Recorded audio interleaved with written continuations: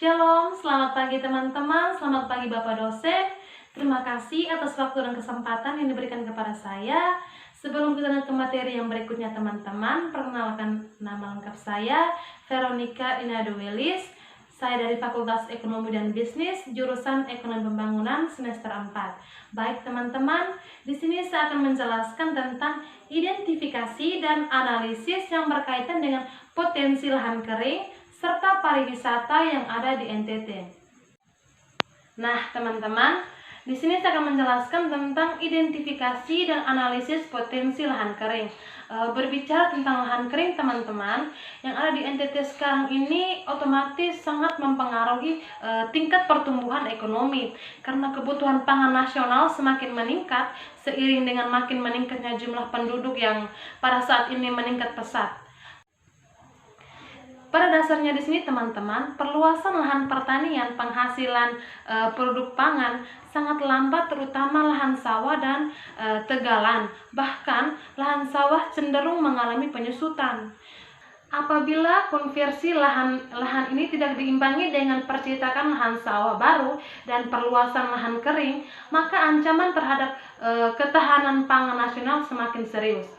Di pihak lain teman-teman, lahan cadangan untuk pertanian semakin terbatas, baik kualitas maupun kuantitasnya.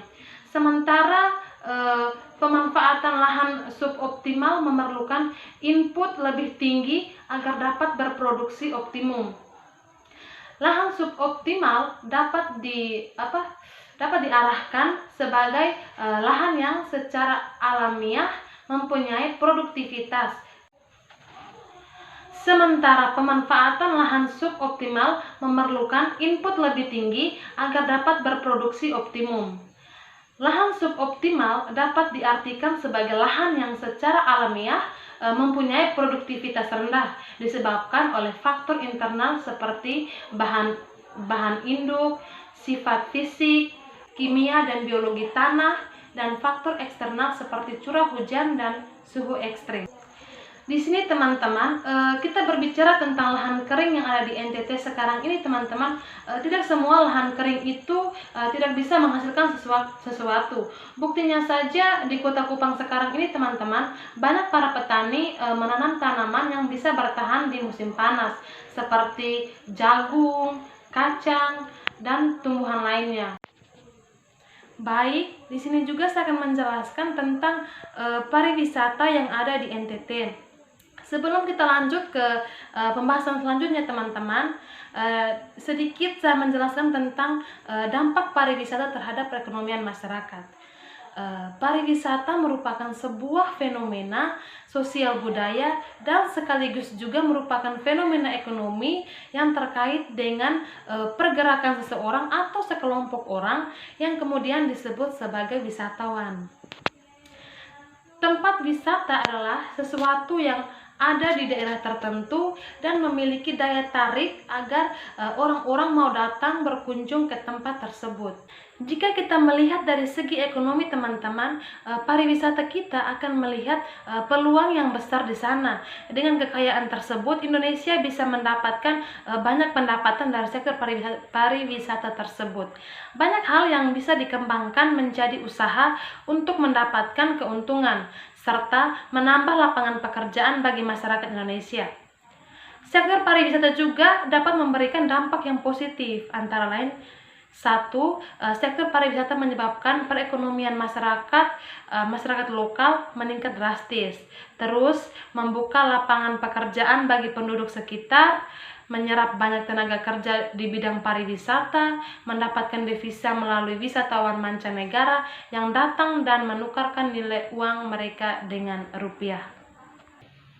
Baik teman-teman, di sini saya mengambil pariwisata yang ada di NTT itu Danau Kelimutu. Danau Kelimutu menjadi salah satu destinasi wisata favorit di Indonesia. Bukan tanpa alasan, danau yang sangat indah ini memiliki pesona yang sangat luar biasa. Tidak heran kalau tahun 90-an, danau ini diabadikan dalam pecahan mata uang kita, yaitu pecahan 5 ribuan. Salah satu pesona Danau Kelimutu Ende adalah cantiknya 3 warna air danau ini. Tidak heran kalau wisatawan dari berbagai penjuru Nusantara, bahkan penjuru dunia, datang untuk menyaksikan secara langsung keindahan ciptaan Tuhan Yang Maha Esa ini. Lokasi Danau Kelimutu ini ada di Kabupaten Ende, Flores, Nusa Tenggara Timur.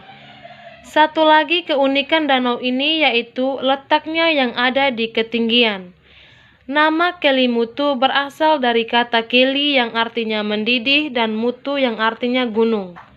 Dari namanya kita bisa pahami bahwa Danau Kelimutu merupakan danau yang terletak di puncak Gunung Mendidih.